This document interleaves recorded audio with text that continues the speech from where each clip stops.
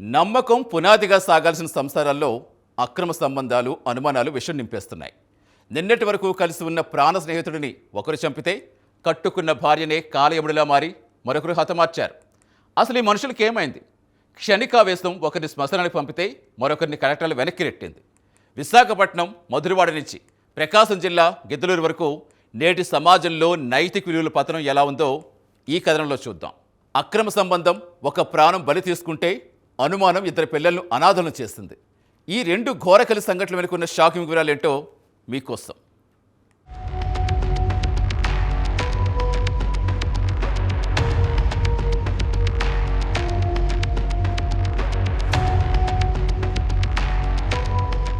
విశాఖపట్నం మధురవాడ ప్రాంతంలో జరిగిన ఆ హత్యోదంతం నాగరిక సమాజాన్ని ఉలిక్కిపడేలా చేసింది. 13 ఏళ్ల సుదీర్ఘ సాన్నిహిత్యం రాజేశ్వరి అనే మహిళకు ఉమాశంకర్తో ఉంది. అయితే కొత్తగా పరిచయమైన తేజ అనే వ్యక్తిపై పెంచుకున్న వ్యామోహం ఆ పాత బంధానికి మరణశాసనం రాసింది. తమ సీక్రెట్ రిలేషన్షిప్కు అడ్డుగా ఉన్నాడని భావించిన రాజేశ్వరి తన తమ్ముడు వాసు, ప్రియుడు తేజతో కలిసి ఒక డెడ్ ప్లాన్ వేసింది. నిద్రిస్తున్న సమయంలో ఉమాశంకర్ను అత్యంత కిరాతకంగా ఇంట్లోనే హతమార్చారు. కేవలం చంపడమే కాకుండా పోలీసుల కళ్లు కప్పేందుకు దాన్ని ఒక సూసైడ్ కేసుగా చిత్రీకరించే ప్రయత్నం చేశారు. నేరస్తుల ఓవర్ యాక్షన్, పోలీసుల షార్ప్ ఇన్వెస్టిగేషన్ ముందు ఆ నాటకం ఎంతసేపో నిలవలేదు.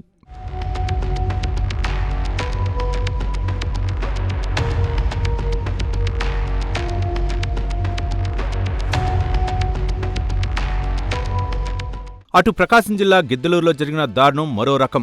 ఇక్కడ విలన్ మరెవరో కాదు, స్వయంగా కట్టుకున్న భర్తే. ఏబిఎంపాలెంలో నివసించే దాసరి గంగరాజు తన భార్య ప్రేమకుమారి ప్రవర్తనపై కొంతకాలంగా సస్పీషియస్గా ఉండేవాడు. డౌట్ అనే విషయం తలకెక్కడంతో నిత్యం గొడవలు పడేవాడు. ఆ రోజు కూతురు స్కూల్కు వెళ్లగానే గంగరాజు తన అసలు స్వరూపాన్ని బయటపెట్టాడు. ఇంట్లో ఉన్న రోకలి బండ్ను ఆయుధంగా మార్చుకున్నాడు. భార్య తలపై బలంగా బాదటంతో ఆమె కేకలు వేస్తూ కుప్పకూలిపోయింది. అయినా కరుణ లేకుండా విచక్షణారహితంగా దాడి చేసి ప్రాణాలు తీశాడు. తన తండ్రి చేస్తున్న రాక్షస కృత్యాన్ని చూసి 8 ఏళ్ల కుమారుడు ప్రాణభయంతో రోడ్డుపైకి పరుగులు తీయటం అక్కడ వారిని కన్నీరు పెట్టించింది.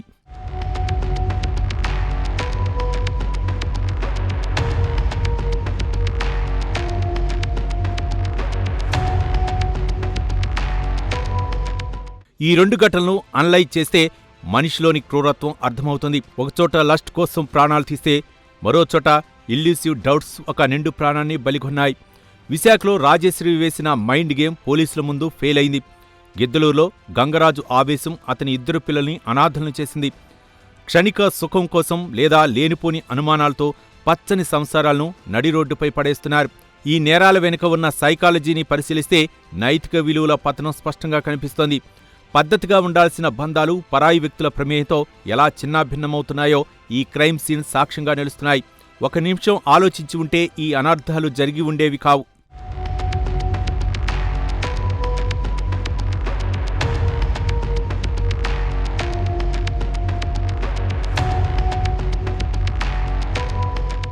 గిద్దలూరు ఘటనలో గంగరాజు జైలుపాలు కాగా ప్రేమకుమారి మట్టిలో కలిసిపోయింది. వీరిద్దరి మధ్య ఉన్న వివాదం చివరకు ఇద్దరు చిన్నపిల్లలను రోడ్డున పడేసింది. అటు విశాఖలో కూడా 3 నిందితులు కటకటాలు వెనక్కి వెళ్లారు. చట్టం తన పని తాను చేసుకుపోతుంది. కానీ తల్లిదండ్రులు కోల్పోయిన ఆ పసి ప్రాణాల భవిష్యత్తుకు బాధ్యులెవరు? నేరం జరిగిన తీరు చూస్తే ఎవరికైనా ఒళ్ళు గగుర్లు పొడుస్తుంది. ఇంటి గోడల మధ్య దాగి ఉన్న ఇలాంటి క్రైమ్ స్టోరీస్ బయటకు వచ్చినప్పుడు సమాజం సిగ్గుతో తలవంచుకోవాల్సి వస్తోంది. నిందితులకు కఠిన శిక్ష పడాలి. ఇలాంటి ఘటనలు పునరావృతం కాకుండా ఉండాలి. అక్రమ సంబంధాల మత్తులో ఆప్తుల్ని బలి తీసుకోవటం ఎంతటి వినాశనానికి దారితీస్తుందో ఈ సంఘటనలు నిరూపిస్తున్నాయి.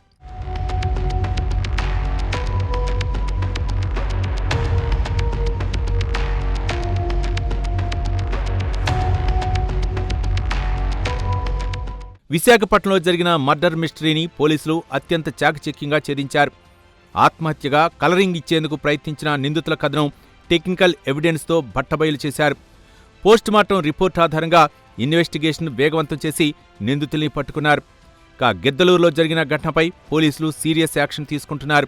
సీన్ ఆఫ్ అఫెన్స్ను పరిశీలించి క్లూస్ టీం ద్వారా ఆధారాలు సేకరించారు. ఇలాంటి క్రూరమైన హత్యలకు పాల్పడే వారిపై నాన్ బెయిలబుల్ కేసులు నమోదు చేసి స్పీడ్ ట్రయల్ నిర్వహించాలని పోలీసులు భావిస్తున్నారు. పోలీసుల లోతైన విచారణలో మరిన్ని వాస్తవాలు వెలుగులోకి వచ్చే అవకాశం ఉంది.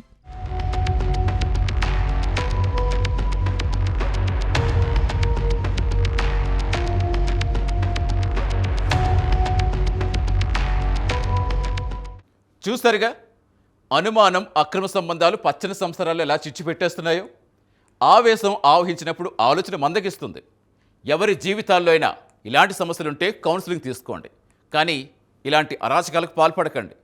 తోటి మనుషులపై నమ్మకం కోల్పోవద్దు. నేరం చేసి చట్టం నుంచి తప్పించుకోవటం అసాధ్యమని గుర్తుంచుకోండి.